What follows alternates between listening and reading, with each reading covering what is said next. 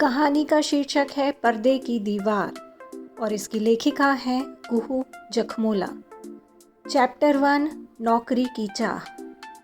नौकरी की चाह ने नीना को छोटे गांव से बाहर जाने के लिए मजबूर कर दिया। अपना बैग भरकर वह जाने की तैयारी में लगी थी कि तभी माँ बाबा का उदास चेहरा उसे यहीं रुकने को मजबूर कर रहा था। पर उसे खुद पर पूरा विश्वास था कि मुंबई जाकर वह कोई न कोई नौकरी ढूंढ ही लेगी और बड़ी बेटी होने का दायित्व अच्छे से निभाएगी। 4 बहनों में सबसे बड़ी मीना को अपनी जवाबदारी का पूरा एहसास था।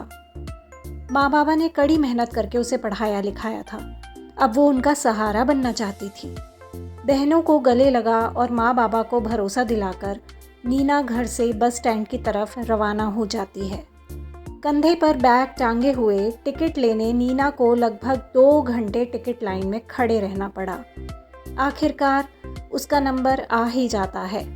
तभी एक बुजुर्ग उसकी तरफ आकर कहते हैं, बेटी मैं खड़े खड़े थक चुका हूँ, क्या मैं पहले टिकट ले लूँ? थकी हुई नीना के मुंह से धीरे से निकलता है, ज़रूर दादाजी, और वह पीछे हट जाती है। बुजुर्ग उसे ढेरों आशीष देकर चल पड़ता है। अंततः नीना मुंबई का टिकट खरीद लेती है। खिड़की की सीट पर बैठी नीना बस चलने का बेसब्री से इंतज़ार करने लगी। मन ही मन वह मुंबई के सपने देख रही थी। सपनों की नगरी मुंबई। एक रात का सफ़र, फिर वह सपनों की नगरी में होगी। तभी मोबाइल की बेल सुनकर वह ख्यालों से बाहर आती है। हाँ रश्मि, कल सुबह 8 बजे मैं पहुंच जाऊंगी। उसकी आवाज़ से ही उसका उत्साह झलक रहा था। शाम के 5 बज रहे थे। बस चल पड़ी। जहां घर छोड़ने का दुख नीना को सता रहा था, वहीं नई शुरुआत के लिए उसका दिल बेसब्र था। खिड़की से ठंडी हवा के झोंके से नीना की नींद लग चुकी थी। जब नीना की नींद खुली तो उसे जोरों से भूख का एहसास हुआ। माँ के हाथों का खाना उसे भरसक ही ख्याल आ गया। थोड़ी ही देर में बस रुकी और कंडक्टर की आवाज़ कानों में पड़ी, बस आधा घंटा रुकी है, जिसे खाना खाना है खा ले। नीना अपना बैग टांगकर नीचे उतर गई। रेस्टोरेंट में एक वेज थाली ऑर्डर करके बैठी ही थी कि माँ का फ़ोन आ गया। बेटा कुछ खाया तूने? तेरे बैग में टिफ़िन रख दिया था, पर बताना ही भूल गई। मीना की आंखों से झरझर आंसू बह गए। अच्छा माँ, तू चिंता ना कर, मैं खा लेती हूँ, तू आराम से सो जा, मैं कल मुंबई पहुँचकर फ़ोन करती हूँ। ऐसा बोल उसने झट से फ़ोन काट दिया। नीना ने वेज थाली बाहर बैठे गरीब को दे दी और खुद अपना टिफ़िन खोल माँ के हाथों से बने भोजन का आनंद लेने लगी। नीना वहाँ बैठे लोगों को देख रही थी और मन ही मन सोच रही थी कि शायद ये भी अपने सपनों को पूरा करने जा रहे होंगे। तभी उसकी बस का हॉर्न जोर से बजता है और सभी यात्री बस की तरफ भागते हैं। नीना भी चल पड़ती है। अपनी सीट पर आकर वह आंखें बंद कर वापस मुंबई पहुंचकर क्या करना है इसकी प्लानिंग में लग जाती है। सोचते सोचते उसकी नींद लग जाती है।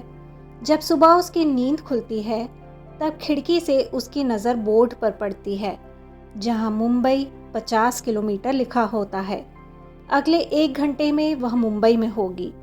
नीना कान में ईयरफोन लगाकर गाने सुनने लगती है। समय का उसे पता ही नहीं चलता। ऊंची ऊंची बिल्डिंग दिखना शुरू हो चुकी थी।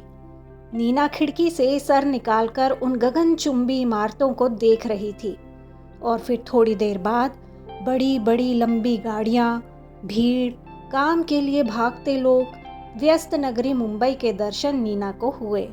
उसके चेहरे पर मुस्कान थी और फिर उसकी बस मुंबई बस स्टैंड पर रुकती है।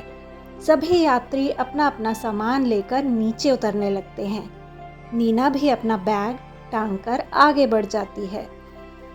नीचे उतरकर अपनी सहेली रश्मि को फ़ोन लगाती है। कहाँ है तू? रश्मि कहती है, अरे ट्रैफिक में फंसी हूँ, 10 मिनट और लगेगा, तू गेट नंबर 2 पर मिल। नीना फ़ोन काट के गेट नंबर 2 की तरफ बढ़ती है। आधा घंटा बीत जाने पर रश्मि को फ़ोन करने के लिए पॉकेट से फ़ोन निकालती ही है कि भीड़ में भागती दौड़ती उसकी सहेली उसे नज़र आ जाती है। वह जोर से आवाज लगाती है, रश्मि, रश्मि, इधर। तभी रश्मि की नज़र भी नीना पर पड़ती है और दोनों भागकर गले लग जाते हैं। बचपन की दोस्त को मिलकर जैसे सब कुछ भूल गई हो। तू तो वैसी की वैसी है, बिल्कुल भी नहीं बदली। चल जल्दी, घर पहुंचने में समय लगेगा। ऐसा बोल रश्मि उसे हाथ से खींचकर ले जाती है। स्टेशन से बाहर निकल रश्मि एक ऑटो करती है और दोनों चल पड़ते हैं। रास्ते में ही नीना माँ को फ़ोन लगाकर पहुंचने की जानकारी देती है। हाँ हाँ, रश्मि भी बढ़िया है, बाद में बात करती हूँ, बोलकर वह फ़ोन काट देती है। बाप रे रश्मि, यहाँ तो बहुत भीड़ है, कितनी गाड़ियाँ हैं यहाँ। हाँ वो तो है, तुझे आदत हो जाएगी। तू सुना, गांव में सब कैसे हैं? जब से पापा का ट्रांसफ़र हुआ है मैं तो यहाँ से कहीं गई ही नहीं। मुझे आज भी अपना स्कूल, प्लेग्राउंड सब याद आता है। दोनों की बातें खत्म होने का नाम ही नहीं ले रही थी और लगभग 1 घंटे बाद रश्मि का घर आ जाता है। रश्मि ऑटो को पे करके नीना को घर के अंदर ले जाती है। माँ देखो, नीना आ गई। रश्मि की आवाज़ सुनकर माँ बाहर आती हैं।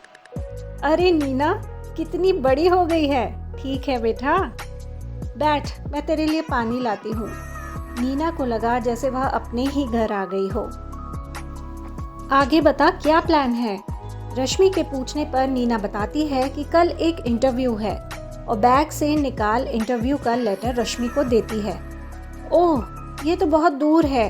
ठीक 8 बजे सुबह हम घर से निकल जाएंगे। बहुत चक्की सी नीना ने कहा, इतनी जल्दी? इंटरव्यू तो 11 बजे है। अरे मैडम, बहुत दूर है, तुम बस समय से रेडी हो जाना।